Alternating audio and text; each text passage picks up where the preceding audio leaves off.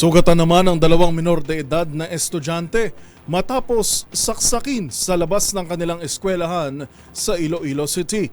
Yan at ang iba pang mga rumarapidong balita mula sa probinsya, hatid ng iba't ibang istasyon sa ilalim ng MBC Media Group.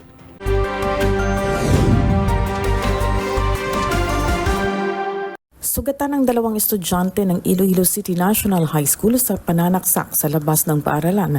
Ang mga biktima na pawang mga lalaki ay 13 anyos na grade 7 student na nasugatan sa braso at 17 anyos na grade 12 student na may sugat sa likod. Sa investigasyon ng Iloilo City Police Station 4, sabay na lumabas sa gate ng paaralan ang grupo ng grade 7 at grupo ng grade 12 nagpaparinig hanggang sa nagkagulo. Ayon kay Captain Ryan Christ Inot na hepe ng Police Station 4, nakita ng tindera sa labas ng gate na may estudyante na kumuha ng kutsilyo sa kanyang bag at naglabas rin ng kutsilyo ang iba pa. Iniimbestigahan pa kung sinong nakasaksak sa mga biktima na parehong nasa establing kondisyon na. Na-recover ang 4 na kutsilyo mula sa mga nagrambol na estudyante. Mula sa Action Radio Iloilo, ito si RH39, ay ni Grace Bravo para sa DZRH, una sa Pilipinas, una sa Pilipino. Isa na namang sangkot sa ilegal na droga ang nasa kote ng otoridad sa lalawigan ng Northern Samar sa bayan ng Lapinig matapos na isyuhan ng search warrant.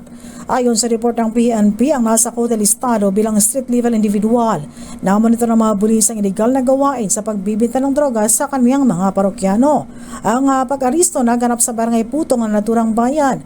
Ayon sa report ng PNP, ang akusado ay isang 30 anyos at residente ng naturang bayan.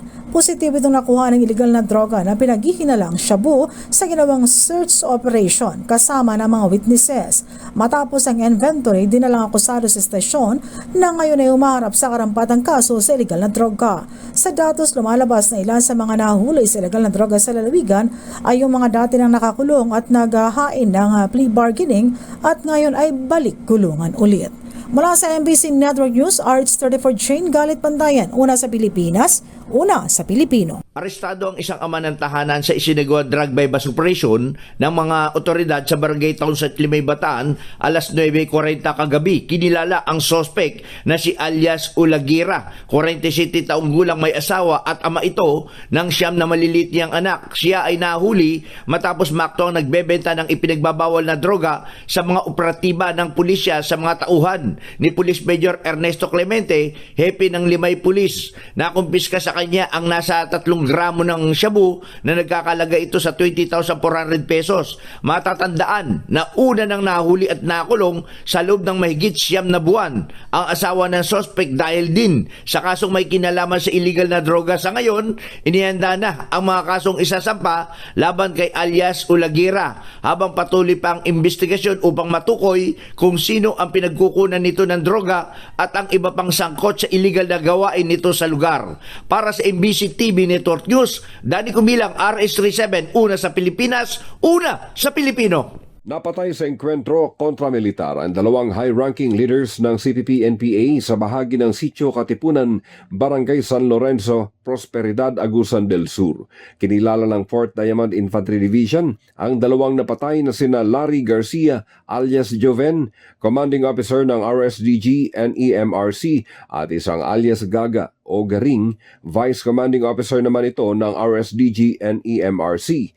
Mula sa 3rd Special Forces Battalion na pinapangunahan ni Lieutenant Colonel Jason Pangandoyon sa ilalim ng 401st Infantry Brigade led by Acting Commander Colonel Emil Cruz ang nakaengkwentro ng CPP-NPA. Sa kasalukuyan nagpapatuloy ang opensiba ng militar sa mga lugar na pinaniniwala ang pinupugaran pa rin ng mga natitirang communist terrorist group, ayon pa kay 4th ID Commander Brigadier General Michel Anayron Jr. May kautusan umano mula sa itaas na tuloy-tuloy lang ang paghahanap at lalong pag-ibayuhin ang mga inisyatiba ng kasundaluhan sa paghahanap sa mga natitirang NPA sa Caraga Region. Ito'y matapos mapatay sina Maria Solarte at Larry Garcia. Mula sa Central Mindanao, RH19, June Di Makutak, nag-uulat para sa DZRH, una sa Pilipinas, una sa Pilipino.